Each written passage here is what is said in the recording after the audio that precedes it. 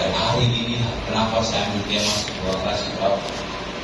Karena hari ini Yesus mati, ini membuktikan kasih Bapa yang sesungguhnya. Kita bisa semua diselamatkan. Lalu saya mencatat sini apa yang menjadi pelajaran bagi kita semua. Makna dari kematian Yesus. Makna dari kematian Yesus itu ada 3. Yang pertama, dia datang untuk mendamaikan kita dengan Tuhan. Alkitab katakan dalam Roma pasal 6 ayat 23, semua manusia sudah berdosa. Jadi semuanya terpisah dengan Tuhan. Tidak ada satupun punya uang banyak pun belum tentu bisa ketemu Tuhan. Punya harta melimpah pun tidak bisa ketemu Tuhan. Tidak ada cara kita untuk selamat. Kalau zaman dulu Bapak Ibu, zaman perjanjian lama bangsa Israel, kita salah mengucapkan aja satu kata untuk kita menghapus dosa itu, satu korban berbuah, satu korban berbuah. Bayangkan satu hari 24 jam berapa kata yang kita ucapkan kalau kita salah. Macam mana kita bayar itu? Satu domba kita bawa mau berapa? Satu. Itu hanya perkataan, belum lagi penglihatan, belum lagi dosa yang lain. Mau berapa kita bayar? Tak sanggup kita sanggup. Itu kita perjanjian lama. Sekarang kalau dosa itu Ayub. Apa yang dibakar Ayub? Aku mau korban lembuku, dombaku, sapiku hanya untuk anaknya. Mana tahu kata Ayub, anakku berdosa dalam perkataan, dalam perbuatan. Saya tidak mampu minta. Oleh sebab itu Yesus datang menggenapi hukum Taurat agar kita semua selamat. Dalam Kolose 1 ayat 21 dan 22. Kolose pasal 1 ayat 21 dan 22. Kolose pasal 1 ayat 21 dan 22. Kolose 1 ayat 21 dan 22. Jelas? Kolose 1 ayat 21 dan 22. Ya. Juga kami yang dahulu hidup jauh dari Allah dan yang memusuhinya dalam hati dan pikiran, seperti yang nyata dari perbuatanmu yang jahat. Ya, terus. Sekarang diperdamaikannya di dalam tubuh jasmani Kristus oleh kematiannya, untuk menempatkan kamu kudus dan tak bercela, tak bercacat di hadapannya. Ya, jelas dikatakan ayat 22 yang tadi. Kembali ayat 22. Sekarang diperdamaikannya di dalam tubuh jasmani Kristus oleh kematiannya. Oke, jelas dikatakan Yesus mati di atas kayu salib untuk mendamaikan kita. Jadi harga sebuah perdamaian itu mahal. Jangankan dengan dosa. Coba bayangkan kita saat ini melihat perang Rusia dan Ukraina. Sampai saat datang, itu harga sebuah perdamaian mahal. Jadi jangan pernah kita mau. Minggu lalu saya sudah katakan, kalau rukun berkat Tuhan ke situ. Jadi dalam keluarga juga paling enak itu kalau damai dijaga, jangan ribut-ribut. Kenapa dikatakan begitu? Mahal harganya, enggak gampang. Untuk kita bisa bersama dengan Tuhan. Banyak orang bilang, berbahagialah orang yang hartanya banyak. Enggak. Siapa bilang harta orang kaya banyak? Malah Tuhan bilang dalam Alkitab, orang kaya sulit masuk surga. Bapak Ibu pikir orang kaya itu enak? Enggak. Orang kaya susah masuk surga. Tapi apa yang Tuhan katakan? Berbahagialah orang yang dosanya diampuni. Mazmur 32 ayat 1. Daud bilang, seorang raja aja bilang, berkata bilang, berbahagialah aku seorang raja, semua bisa dimiliki.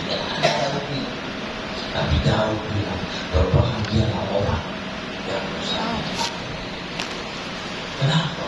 Beban terberat ini bukan utang, tapi ada dosa di dalam kehidupan kita. Utang terberat itu dosa. Kalau ada dosa, kemana-mana pun kita takut. Mau melangkah pun kita takut. Tapi coba kalau nggak ada dosa, hati kita damai, melangkah pun kita enak. Nah, nggak ada yang kita sakiti, nggak ada yang kita Itu yang terpenting. Makanya saya bersyukur sekali, puji Tuhan, kemana-mana hidup saya tenang. Dan puji Tuhannya lagi, kemana-mana saya melangkah, Tuhan masih lindungi. Iya. Adik saya punya usaha berbagai macam di banyak tempat. Jadi bolak-balik berurusan dengan yang namanya preman. Baik mulai dari Kempu, Bandar Pulang sampai di mana pun pasti terlalu. Tapi bersyukur karena saya dulu belum di dalam Tuhan, tapi saya jaga itu hubungan. Jadi ketika ada masalah dengan adik saya datang, itu adik bukan, jangan diganggu. Dia lakukan kewajibannya, kamu terima. Dia selesaikan kewajibannya, kasih hak. Ya Bang. Itu kan enak. Kenapa saya bilang enaknya di situ? Kita bisa tenang, berkarya, kita bisa ini. Tapi coba kalau ada dosa, jangankan ada dosa. Saya dulu ini seorang karyawan. Kalau saya ada salah dengan pimpinan saya, pasti saya takut jumpai dia. Betul? Takut. Apa saya? Dimaki nama orang. Kalau ada salah. Tapi coba kalau nggak ada salah, siapa lu? Kan nggak ada yang salah. Tapi puji syukur, Yesus sudah nanggung dosa kita. Kita nggak bisa berdoa dulu. Jangankan berdoa, manggil dia bapaknya nggak bisa. Kenapa kita malu? Saya pernah dengan satu korban seorang hamba Tuhan. Dia bilang begini, malaikat jatuh, dibuang dari surga. Musibah.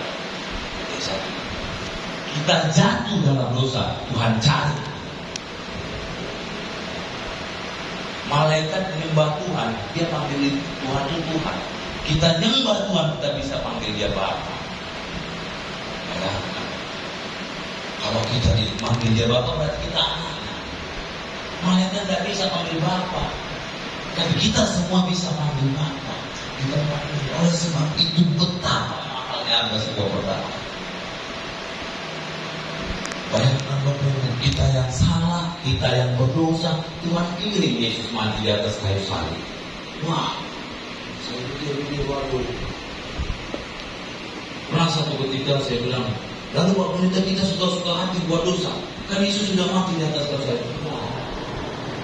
Beberapa minggu lalu saya ada didikan bimbingan secara rohani dengan teman saya dari Korea tentang sebuah keselamatan. Saya bilang sama dia, Tuhan itu maha pengampun, betul, maha penyayang, betul, tapi dia juga hakim yang adil.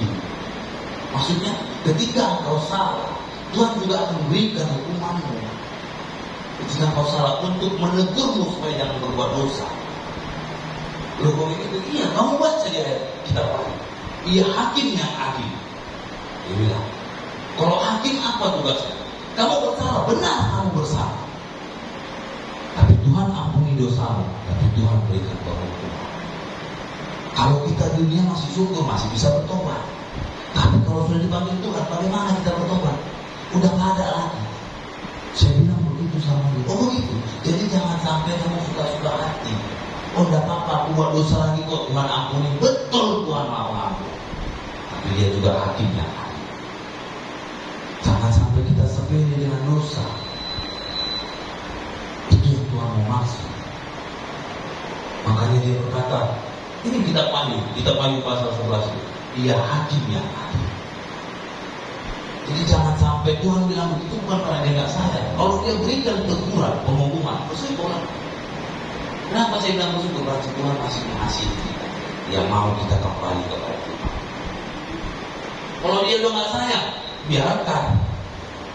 Kalau masih jangankan di Tuhan, sedangkan saya kadang-kadang manusia, kalau diingatkan 1, 2, 3 kali nggak mau, udah lepas. Udah sampai pusing. Kenapa begitu? Tidak, mungkin dia punya jalan yang terbaik di sisinya. Itu juga sih. Makanya dia berkata, mahal. Harga sebuah perdamaian itu mahal. Itu yang pertama, makna kematian Yesus. Untuk mendamaikan kita dengan Tuhan. Jadi kita bisa kembali membangun hubungan dengan Tuhan. Kita kembali bisa bersatu dengan Tuhan. Itu yang pertama. Yang kedua, makna dari kematian Yesus ialah mengalahkan iblis. Ibrani pasal 2 ayat 14. Ibrani pasal 2 ayat 14.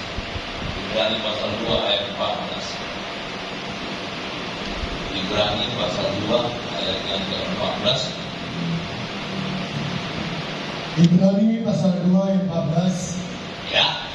Karena anak-anak itu adalah anak-anak dari darah Ya. dan daging, maka ia juga menjadi sama dengan mereka dan mendapat bagian dalam keadaan mereka, supaya oleh kematiannya ia memusnahkan dia, yaitu iblis yang berkuasa atas maut. Ya.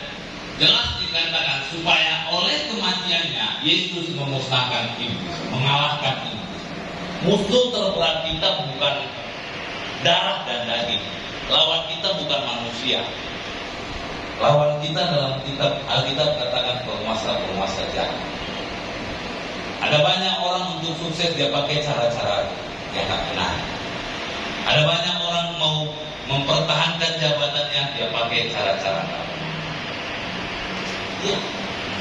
Ada orang iri dengan kehidupan kita dia pakai cara-cara yang tak benar. Tapi Tuhan bilang lewat kematiannya semua setan dikalahkan.